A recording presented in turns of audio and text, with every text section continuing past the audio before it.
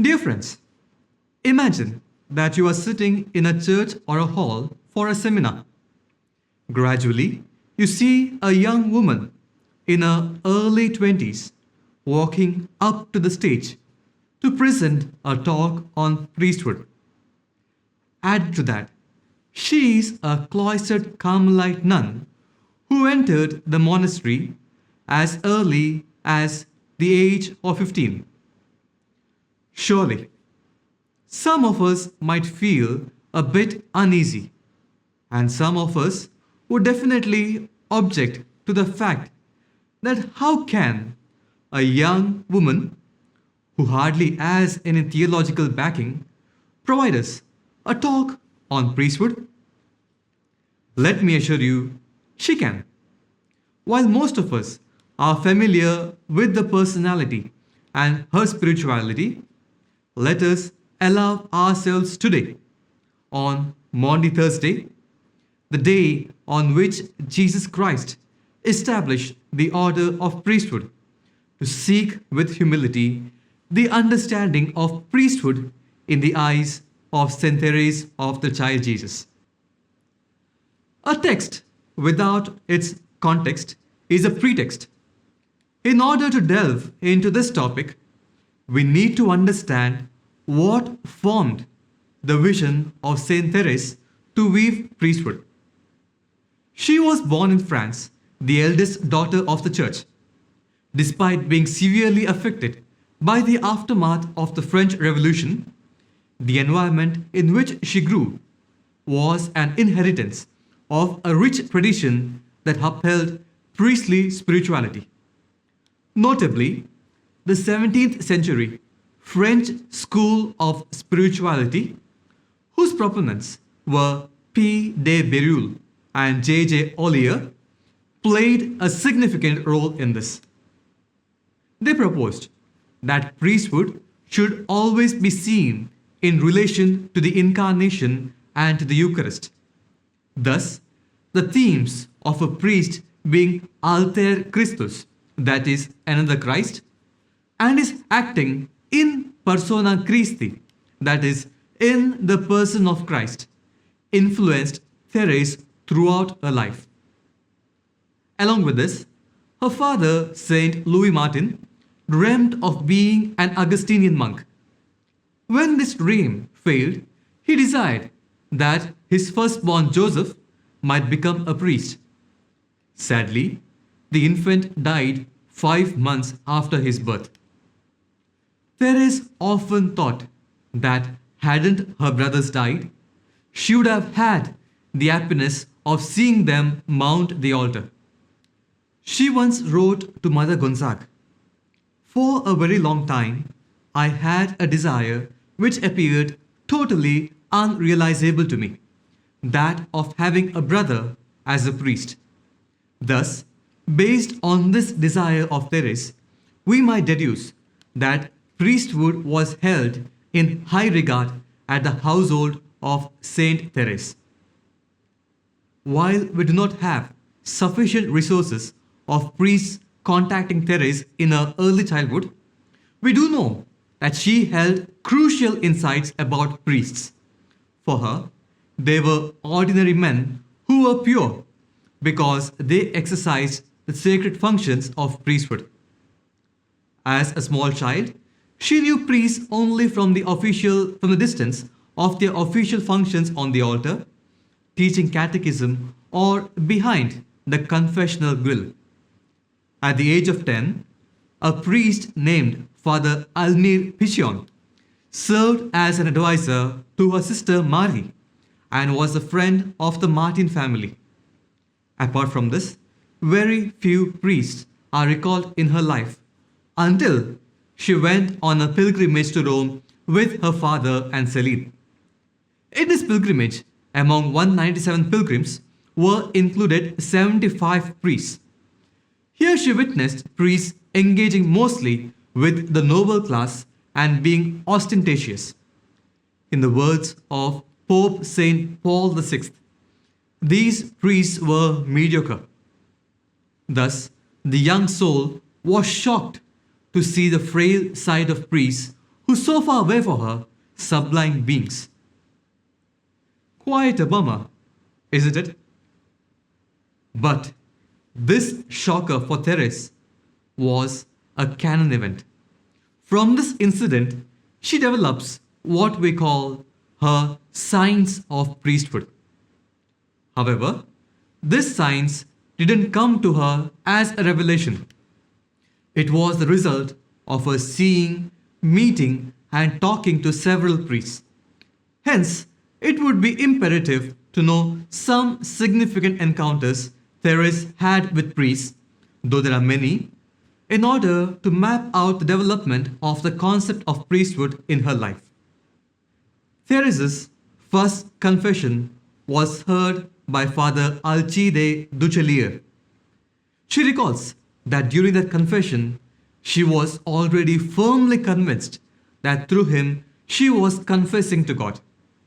Based on the instructions of Mary, she already had the idea of the priest acting in persona Christi. Next, we have Father Armand Lemonnier, whose retreats she described, in particular, his words on union with Jesus and on the value of contemplative life as beautiful. A special mention can be made of an indirect role played by Father Gombold, who entering the cloister to oversee some construction project, brought a camera and gave the world the striking picture of Therese as a white-veiled novice embracing a large cross in the garden. Therese was personally grateful to priests such as Father Alexis Prou and Father Almire Pichon. Regarding Father Alexis Prou, she says, "I am very grateful to Father Alexis. He did me much good." Approaching him was one of the great graces of her life. She says, "At the time I was having great interior trials of all kinds, even to the point of asking myself whether heaven really existed. I felt disposed to say nothing of my interior dispositions, since I didn't know how to express them. But I had hardly entered the confessional when I felt my soul expand. After speaking only a few words, I was understood in a marvelous way, and my soul was like a book in which this priest read better than I did myself. He launched me full sail upon the waves of confidence and love which so attracted me, but upon which I dared not advance. He told me that my faults caused God no pain, and that holding as it did God's place, he was telling me in his name that God was very much pleased with me." Therese met him only once. However, this encounter with Father Prou touched her life profoundly and instilled in her strongly the sense that the priest represented Jesus. Father Almire Pichon was the spiritual director of her two sisters, Marie and Celine. Therese too asked him to be her director, but it did not work out as he departed to Canada and would reply to her monthly letters once in a year. However, he was a man who had experienced the troubles of scruples in his personal life and thus helped to calm those who were disturbed. During Marie's profession, he gave a retreat. During this, Therese made a general confession during which he spoke solemnly to her in words. "In the presence of God, the Blessed Virgin, and all the saints, I declare that you have never committed a mortal sin." With this, she again recognized God speaking through a priest. She said, "Such an assurance coming from the mouth of a director such as Saint Teresa desired, that is, one combining knowledge and virtue, seemed to me coming from the mouth of Jesus himself." making note of other indirectly influential priests in the life of Therese, our father Louis Youth, who was the chaplain of Lisieux Carmel from 1873 till the week after the death of Therese. Therese did not always find his words very helpful, as he disliked being asked for spiritual counsel outside the confessional and was ill equipped to understand her. We also have a Norbertine priest, Godefroid Madeleine, to whom Therese confided her temptations against faith. He advised her to write out the creed and carry it on in her heart so that she could touch it when tempted. She wrote it out in her own blood and placed it in a copy of the Gospels. After her death, he testified during the beatification process about her holiness and noted the veneration in which she held the Pope and her own bishop. I would also like to make a mention of some priests whom Therese did not know, but who touched her deeply by their deaths. Father Frederick Mazel was killed in China. He was a brother of her spiritual brother, Father Roland, and he was considered by her as a martyr. She also kept a picture of another martyr, Saint John Gabriel Perboir. However, she was in particular drawn towards Father Théophane Wanard, who was martyred in 1861 and canonized in 1988. Therese read his life and kept his picture pinned to the curtain before her bed during her last illness. His letters had created a lasting impact in her life, and more than his death, she was appealed by his ordinary life, full of youth, cheerfulness, and some humor. She wept with joy when she was given his relic, admired his ordinariness, and referred to him during her last illness. She also wrote a poem in his honor, in which she identified with his suffering, his missionary zeal, and his desire for the salvation of sinners. He was the missionary she couldn't be. He became for her the ideal priest. However, dear friends, not all priests she encountered gave her an edifying or positive experience. In the incident mentioned earlier of her pilgrimage to Rome, we have Father Leconte, who was the source of some scandal to Therese. Father Domine, one of her confessors, around the year 1885, gave terrifying talks during a retreat on topics such as hell, the last judgment, sacrilegious communion, and death, which led to the onslaught of scruples in the life of Therese. Then follows Father Baptiste de la Troit and Vicar General Father Maurice Reveroni, who opposed the entry of Therese to Carmel at the age of 15, owing to several reasons, such as Therese's audacity of appealing to the Pope for an entry to the cloister.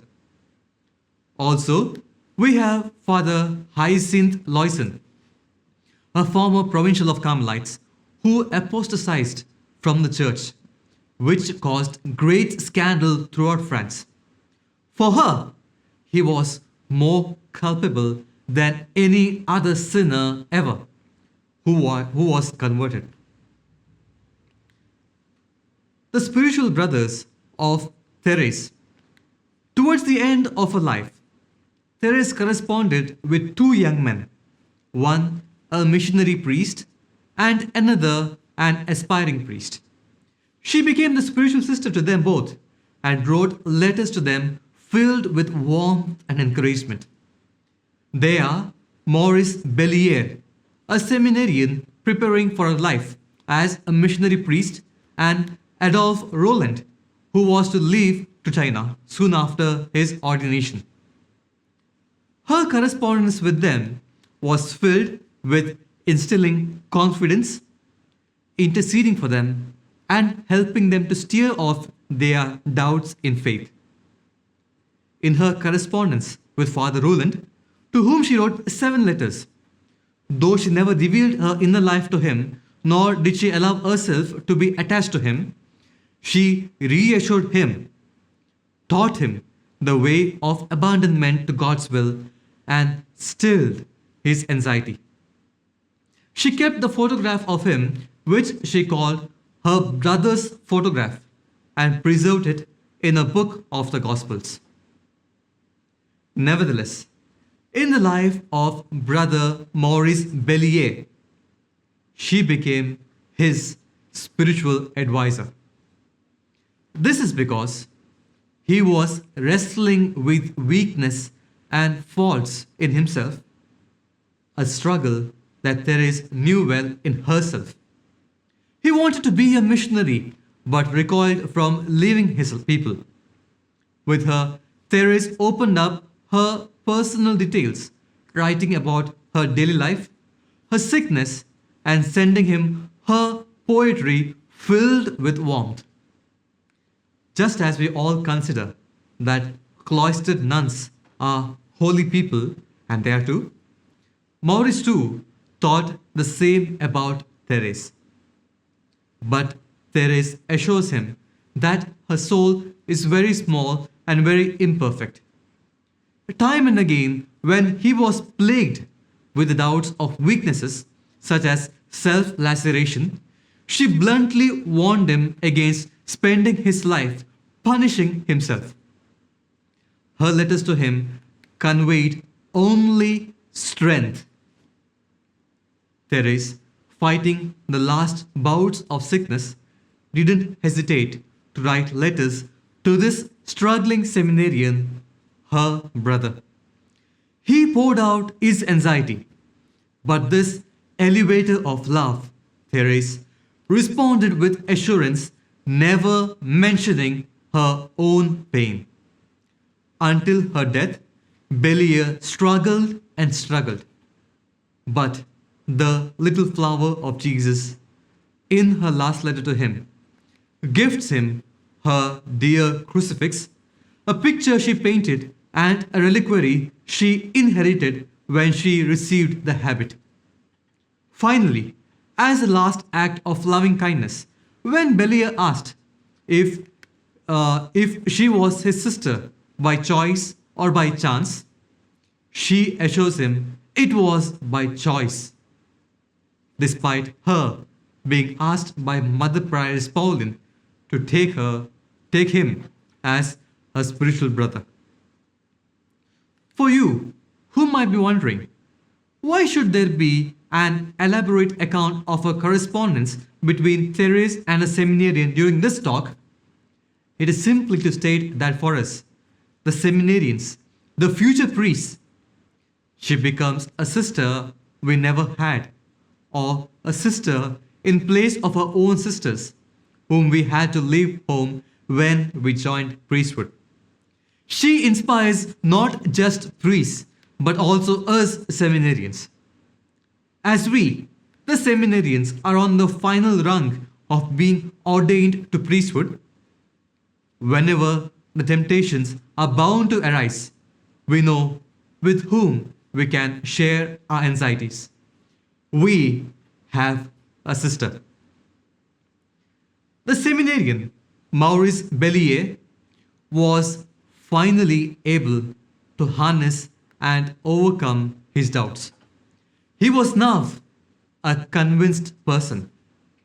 He wrote to Therese, "Dear Therese, your brother is a missionary since yesterday," not knowing that Therese had died 3 days earlier.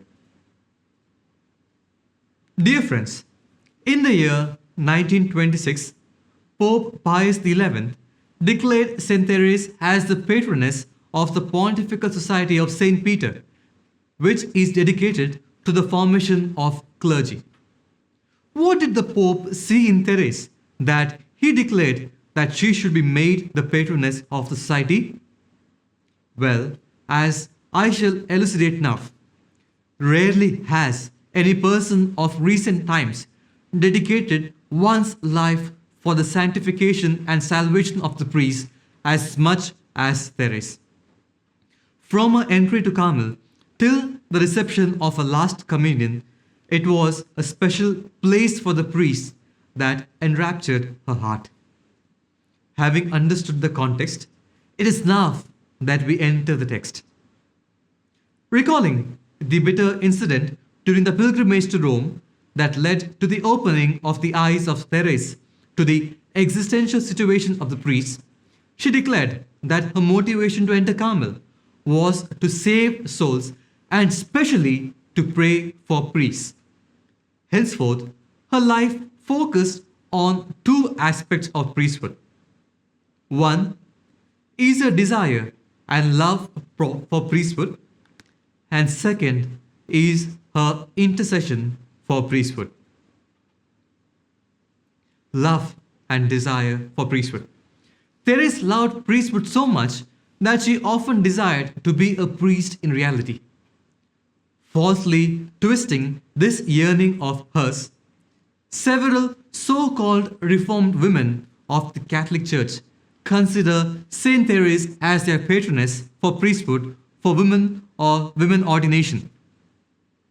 However, Therese's desire for priesthood was spearheaded with one objective, that is, loving Christ with an undivided heart. When she felt that fragile men couldn't do so, she believed she could have done it for the sake of Christ. She had the missionary heart, the priestly heart. Therefore, she famously says, "I want to be a priest. How lovingly I would carry you in my hands when you came down from heaven at my call. How lovingly I would bestow you on men's souls." And yet, with all this desire to be a priest, I have nothing but admiration and envy for the humility of Saint Francis of Assisi. I would willingly imitate him in refusing the honor of the priesthood. A faithful daughter she was of the church. She knew as a woman she couldn't be ordained as a priest, and thus admired the humility of Saint Francis of Assisi. However, this holy envy of hers must make us realize the worthiness attached to the mystery of priesthood sometimes we fail to recognize. In the heart of the church, she embraced the vocation of being love, a vocation within the vocation. But her love for priesthood couldn't take away her desire of manifesting it. She mused the age by which she would have been ordained a priest. During the last stage of her life, she said, "You see, God is going to take me at an age when I would not have had the time to become a priest. If I could have been a priest, I would have been ordained at this June ordinations." Let us take a moment for realization. If Therese had been a priest, she would definitely be a priest of the very heart of Jesus Christ, isn't it? Well, it is pretty evident from her sayings. Therese loved working in the sacristy and took great pleasure in looking after the sacred vessels.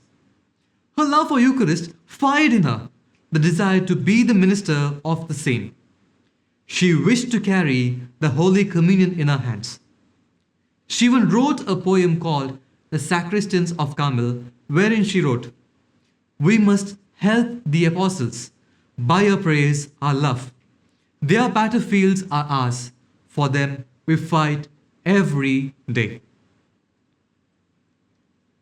Therese loved the Holy Scriptures. As we already know, she had with her certain sections of the Bible and also had handwritten several verses. But there were different translations, and she regretted not knowing which one had the authentic meaning. Thus, she states, "Had I been a priest, I would have learned Hebrew and Greek and wouldn't have been satisfied with Latin. In this way, I would have known the real text dictated by the Holy Spirit." Therese's love for priesthood pervaded her entire being.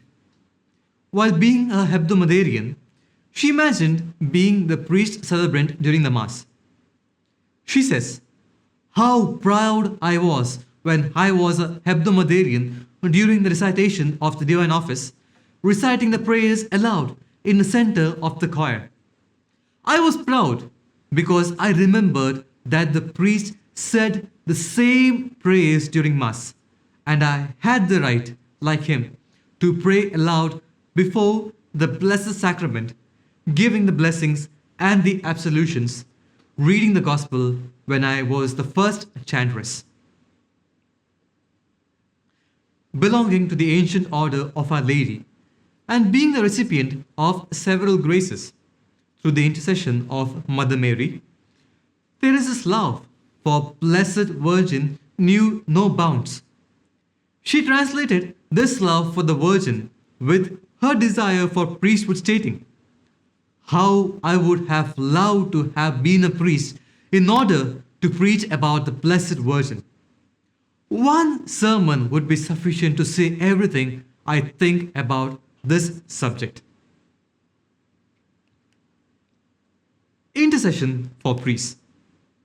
Contemplating on the incident during the pilgrimage, Therese reflected and said that she understood her vocation in Italy. Instead of criticizing those priests and retreating to the periphery, she resolved to place herself at the very heart of things in love alone. She lived in the company of priests for a month and learned that though their dignity raises them above the angels, they are nevertheless weak and fragile men. Holy priests require praise. What about the lukewarm ones? They too definitely need our intense praise. Drawing from such an inspiration, Therese made her mission objective clear. She came as a crusader to specially pray for priests. Being the apostle to the apostles, she knew that she had to pray for priests as they were preaching to the souls through their words and especially through their example. Time and again, she stated that she needed to pray for the priests, especially those who haven't realized their role as sacerdotes. To her sister Celine, she said, "Oh Celine, let us live for souls. Let us be apostles. Let us save especially the souls of priests. These souls should be more transparent than crystal." Alas, how many bad priests who are not holy enough. Let us pray, let us suffer for them, and on the last day, Jesus will be grateful. Also, dear Celine, I always have the same thing to say to you. Let us pray for priests. Each day shows how few the friends of Jesus are. It seems to me that this is what he must feel the most: ingratitude, especially when seeing souls who are consecrated to him, giving to others a heart which belongs to him in so absolute a way. Therese became an intercessor for priests par excellence. Her commitment for priests was lifelong, and so she considered praying for priests as her priority. To Celine, she says, Celine, I feel that Jesus is asking both of us to quench his thirst by giving him souls, the souls of priests especially. She not only prayed for the sanctification of priests herself, but exhorted her novices to make it the principal object of their prayers too. Dear friends, I hope you remember Father Hyacinth, the Carmelite provincial who apostatized. Though he brought her great scandal, she still gave him great respect. While the public called him renegade monk, she called him our brother, a son of the Blessed Virgin. While she prayed for him most of her religious life, she offered her very last communion for him who had abandoned his holy vocation. 14 years later, Hyacinth converted on his deathbed. The holy envy of Therese fructified when she found a vocation in finding herself as love in the heart of the church. She admitted she couldn't be a priest, but that didn't make her bitter or create dissent in the church. Rather, she found something more beautiful. She now desired to foster priests to be their own mother. Maybe her own words make better sense. She says, "Is not the apostolate of prayer, so to speak, more elevated than that of the word? Our mission as Carmelites is to form evangelical workers who will save thousands of souls, whose mothers we shall be. I find that our share is really beautiful. What have we to envy the priests?" For all those women who protest for women priesthood and call Therese as their patron would be defenseless against this statement. Dear friends, to conclude, the cure of ours, Saint John Marie Vianney's famous words, "Priesthood is the love of the heart of Jesus," summarizes what priesthood essentially is. One can without doubt say that Therese did live a vocation of priesthood. Being the part of chosen people, a royal priesthood, and a holy nation, she realized the worthiness attached to the sacred vocation better than most priests. Today, her life and doctrine is a wake-up call for us as we celebrate her 150th birth jubilee. Priesthood is the breath of the church. It earns the merit of summoning God to come down from heaven, carry the Savior to others, and be the ministers of salvation. Therefore, let this celebration of her jubilee be also an opportunity to renew our promises to the Lord, pray for the priests, especially on Maundy Thursday, and also the vocations of priesthood, that they may be effective as Jesus was, quenching souls.